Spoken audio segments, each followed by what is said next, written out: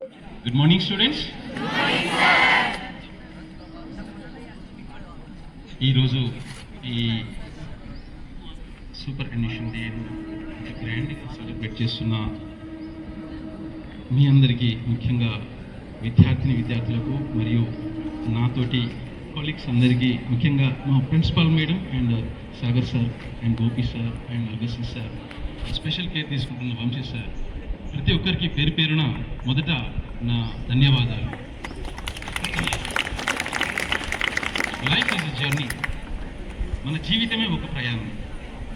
కాబట్టి ఆటుపోట్లు ఎన్ని ఎదురైనా సాధ్యమైనంత వరకు నిలిచి సాధించడానికి ప్రయత్నం చేయడమే జీవిత లక్ష్యంగా మనం ఉంటే రియల్గా మన హెల్త్ బాగుంటుంది, మన ఆలోచన బాగుంటాయి. అవే నా యొక్క సీక్రెట్.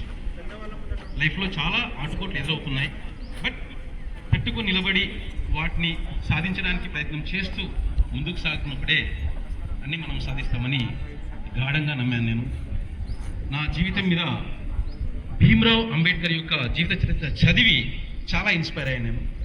వారి లైఫ్ హిస్టరీ మీరు కూడా ఒకసారి చదవండి, కొన్ని సత్యాలు తెలుస్తాయి. నిజంగా అక్కడక్కడ మీకు కన్నీళ్ళు కూడా వస్తాయి, ఎందుకంటే వారు పడ్డ కష్టాలు ప్రతి ఒక్కరు కూడా అనుభవిస్తున్నాం. సో ఆ కష్టాల నుండి ఎలా మనం బయటపడాలి, ఆ ధైర్యం ఎలా వస్తుంది అనేవి నిజంగా ఆ లైఫ్ హిస్టరీ చదివితే ఖచ్చితంగా మీకు కూడా వస్తాయి అట్లాంటివి. సో అది నాకు కొద్దిగా అలవాటుగా ఉంది కాబట్టి నేను ఎన్ని కష్టాలు ఎదురైనా కొంచెం తట్టుకొని మీ ముందు నా డ్యూటీస్ ఇంతవరకు నిర్వర్తించాను. సో మరి ఇంతవరకు మా కొలీగ్స్ కానీ అందరు చెప్పారు. వాటన్నిటిలో అఫ్కోర్స్ ఒక 50% అన్నా 100% ఉండొచ్చు, బట్ కొంత 50% కూడా ఉండొచ్చు. కొన్ని విషయాలు మనిషికి బాధ్యతలు ఎప్పుడు కూడా నిద్రపట్టనేవో. మనం ఇక్కడ కాలేజ్ లైఫ్కి వచ్చేసరికి మనకి కెరీర్ గుర్తొస్తుంది, ఇంటికి వెళ్ళే వరకు వెళ్ళే సొసైటీ గుర్తొస్తుంది. అంటే మనిషి బాధ్యతలు నిర్వర్తించడానికి ఒక ఫీల్డ్ నుంచి ఇంకో ఫీల్డ్ మారుతున్నాం తప్ప లైఫ్లో ఇది ఒక రిటైర్మెంట్ అని అనుకోకుండా ఇది ఈ సర్వీస్కి మాత్రమే రిటైర్మెంట్ అని భావిస్తున్నాను. సో ఫర్దర్ నెక్స్ట్ మనకు సొసైటీలో మనం చేయాల్సిన చేంజెస్ చాలా ఉన్నాయి, వ్యక్తిగతంగా ఉన్నాయి, సొసైటీకి మనం చేయాల్సిన సేవలు చాలా ఉన్నాయి, చేస్తున్నవి కూడా సరిపోవడం లేదు. సో ఆ ఆలోచనతోటి ఉన్నాం కాబట్టి కొద్దిగా మేము ఆరోగ్యంగాను తర్వాత కొంత హ్యాపీగా కూడా ఫీల్ అవుతున్నాం. ఆ హ్యాపీనెస్సే మమ్మల్ని ముందుకు నడిపిస్తున్నది. మీ లైఫ్లో కూడా మీరు గోల్స్ పెట్టుకొని, ముఖ్యంగా విద్యార్థులు ఒక గోల్ అంటూ లేకుండా ముందుకు వెళితే ఏం సాధించలేరు. కాబట్టి మీరంతా ఒక గోల్ డిసైడ్ చేసేసుకొని ముందుకు సాగాలని మీ అందరినీ మనస్ఫూర్తిగా కోరుకుంటున్నాను. మా లెక్చరర్స్ కూడా నిజంగా ఐ నెవర్ ఎక్స్పెక్టెడ్ సార్, ఇంత మంచి ఆర్గనైజ్ చేసి మరి ఈ రకంగా మీ మనసులో ఉన్న డిఫరెంట్ కోణాలను మా ముందు ఉంచారు. నిజంగా I never expected this situation sir. మీ అందరికీ మరొకసారి హృదయపూర్వక ధన్యవాదాలు తెలుపుతూ సెలవు తీసుకుంటున్నాను.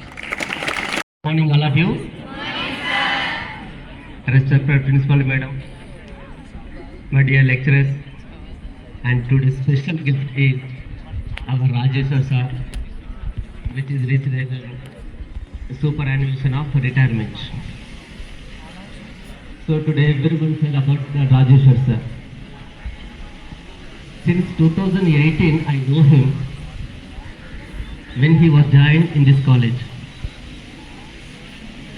So whatever we have to describe ourselves, it is nothing in front of him. He is the person which he want to dedicate his personal life and professional life, including social life also. Be a respected person or any honest person in the society. If you do not construct anything, but don't try to destruct, it is perfectly suitable to our Rajeshwar sir. Being a responsible, ఇప్పుడు అందరు చెప్పారు, Vamsi sir చెప్పారు, Padmaja madam చెప్పారు, అందరు చెప్పారు. సార్ను ఎంత పొగిడినా తక్కువే. ఎందుకంటే 2018 నుండి ఇప్పటి వరకు చిన్న తగాదు లేదు సార్ దగ్గర. మనుషులంటేనే వాళ్ళు ఎడ్యుకేటెడా అన్ఎడ్యుకేటెడా అని లేకుండా మనస్పర్ధలతో మెదిలేటువంటి ఒక సొసైటీలో 2018 నుండి ఇప్పటి వరకు ఎవరితోటి చిన్న గొడవ లేకుండా ఆయన ఓన్లీ ప్రొఫెషన్ ఏంటిది, Monday to Saturday or Friday, next 2 days spent with his family, and on Monday he begins in his home by 3 a.m. Definitely he should come and take the class. So that is his speciality. మనం మహాభారతంలో విన్నాం అజాత శత్రువు ధర్మరాజు అని. Really Rajeshwara sir మనం ముందు కనిపించే ధర్మరాజు.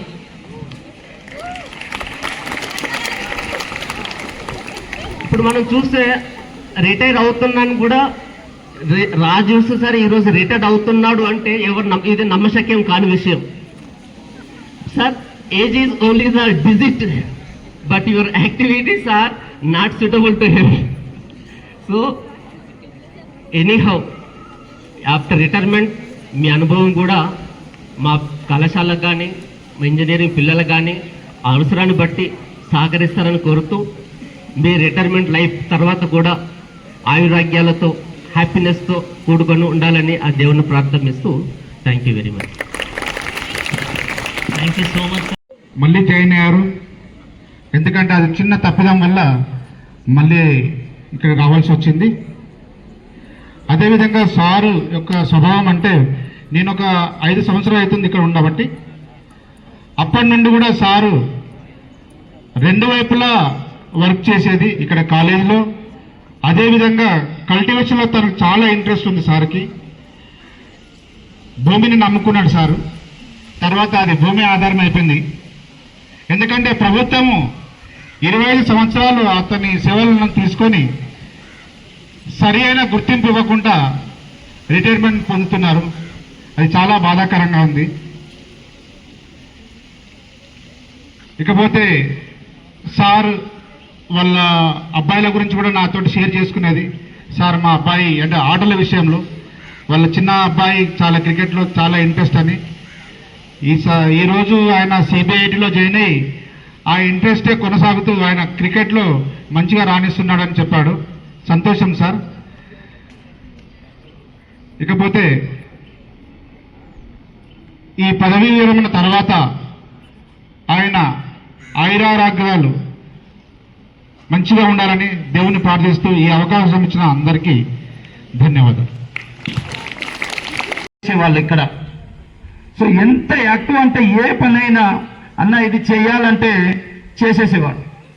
అంత యాక్టివ్గా ఉండి మనతో పాటు ఒకరిగా కలిసిమెలిసి ఇక్కడ కనీసము 7 సంవత్సరాలు ఈ కాలేజీలో 7 years పని చేశారు. మిగతా తన జర్నీ మొత్తము 22 years కావచ్చు. సో ఆ 22 yearsలో ఎంతో మంది పిల్లల్ని చక్కదిద్దారు. ఎంతో మంది పిల్లలు తన శిష్యులుగా మంచి మంచి పొజిషన్లలో కూడా పనిచేస్తున్నారు, గవర్నమెంట్ ఎంప్లాయీ అయి ఉంది. సో అదే విధంగా కాకుండా ఇప్పుడు ప్రజెంట్ ఉన్న పిల్లల్ని కూడా తను కూర్చొని తనకు మనసులలో ఎలాంటిది లేదు, నాకు రిటైర్మెంట్ అయిపోతుంది అనే బాధ లేకుండా 19 మంది పిల్లల్ని కూర్చొని అడ్మిషన్ చేయించింది నేను చూశాను కళ్ళారా ఈసీటీ గ్రూప్లో. సో అలానే తన చాకచక్యంగా తన మనసులో ఉన్నటువంటి మాటను ప్రత్యేకంగా తన మిత్రులతో తెలియజేసుకునేవాడు. ఏమున్నా ఏ బాధలున్నా, అన్న నిజంగా మీ ఫేస్ మీద ఇప్పటికీ చిరునవ్వు ఉంది, కానీ కొందరు రిటైర్మెంట్ అవుతున్నా అంటే మనసులో ఒక బాధ ఉంటుంది, కానీ ఫ్యామిలీతో హ్యాపీగా ఉంటారు.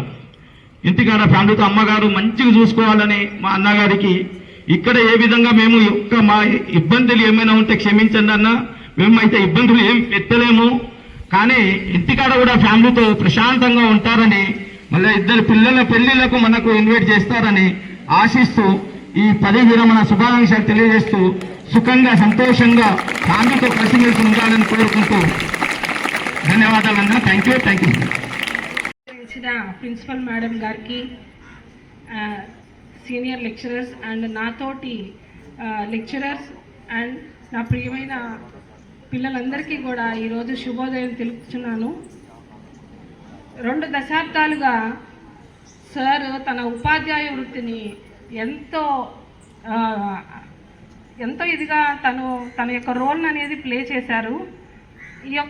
ఈ చివరి రోజు ప్రతి మనిషికి కూడా ఉద్యోగంలో చేరినప్పుడు చీకటి వెలుగులు అనేవి ఎలా ఉంటాయో అలానే ఉద్యోగం వచ్చినప్పుడు రిటైర్మెంట్ అనేది కూడా అది ఒక జీవితంలో ఒక భాగమే.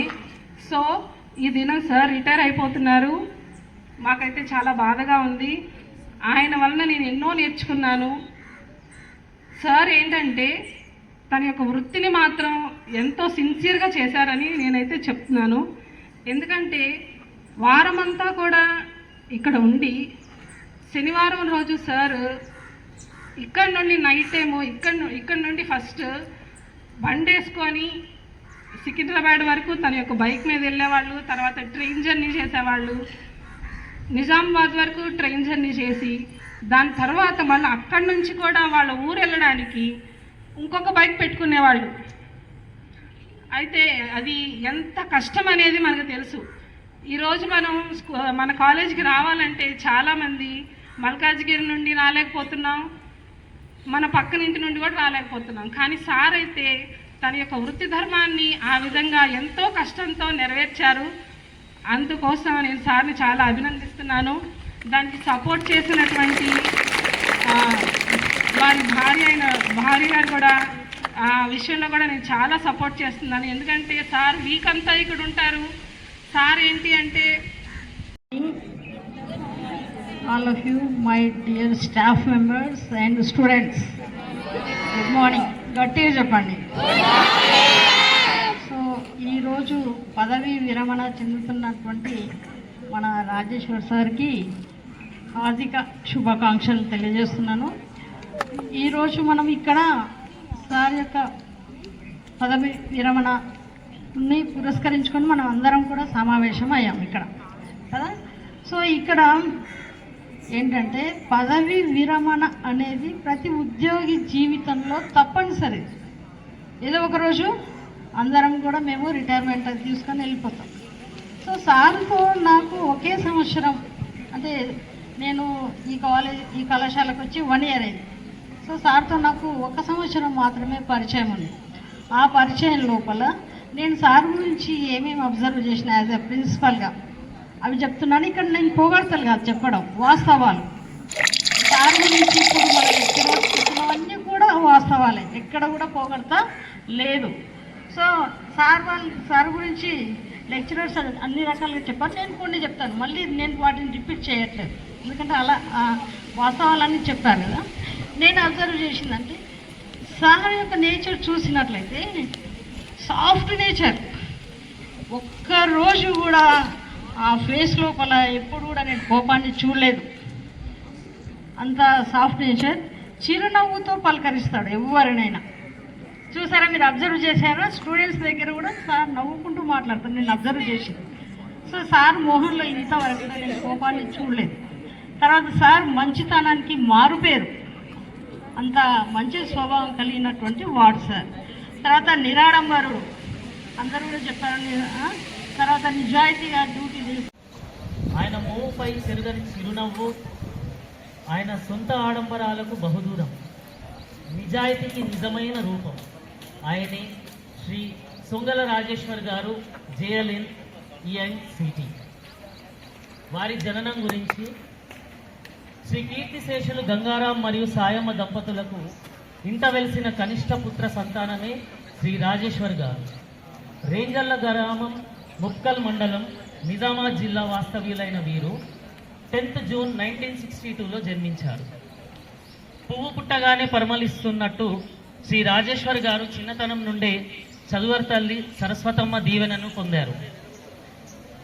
1వ తరగతి నుండి 8వ తరగతి వరకు జెడ్పిహెచ్ఎస్ రేంజర్ల గ్రామం నందు చదివి, ఆపై 9వ తరగతి జెడ్పిహెచ్ఎస్ ముక్కల్ నందు చదివి, అనంతరం తన 10వ తరగతి జెడ్పిహెచ్ఎస్ కిసాన్ నగర్ నిజామాబాద్ నందు పూర్తి చేశారు.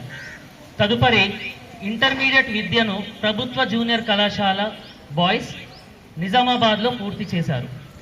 ఆపై ఉన్నత విద్య అనగా బ్యాచిలర్ ఆఫ్ ఇంజనీరింగ్ను వాసవి కాలేజ్ ఆఫ్ ఇంజనీరింగ్ నందు అభ్యసించారు. తదుపరి వాళ్ళ వివాహం గురించి, పుణ్యవతి శ్రీమతి సాయమ్మ గారిని 22/5/1996 సంవత్సరంలో వివాహం చేసుకొని ఆదర్శ దాంపత్యాన్ని గడుపుతూ లోకానికి ఆదర్శ దంపతులుగా పరిచయం చేయబడ్డారు. ప్రయోజకులైన 2 కుమారులను పొందారు. పెద్ద కుమారుడు ధీరజ్ చైతన్య బీటెక్ పూర్తి చేశారు. చిన్న కుమారుడు సూరజ్ చైతన్య ప్రస్తుతం బీటెక్ని అభ్యసిస్తున్నాడు. ఇకపోతే తన పదవి మరియు బాధ్యతల గురించి వివరిస్తాను. 24/9/2004 సంవత్సరంలో ప్రభుత్వ జూనియర్ కళా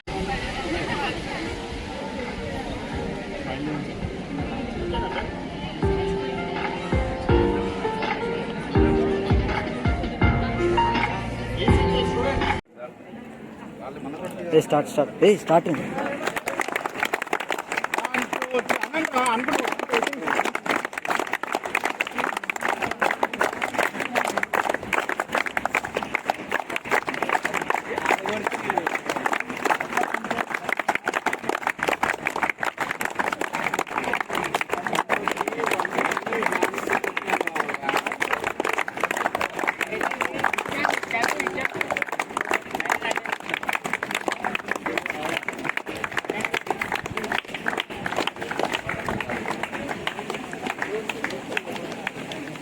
ఏంటి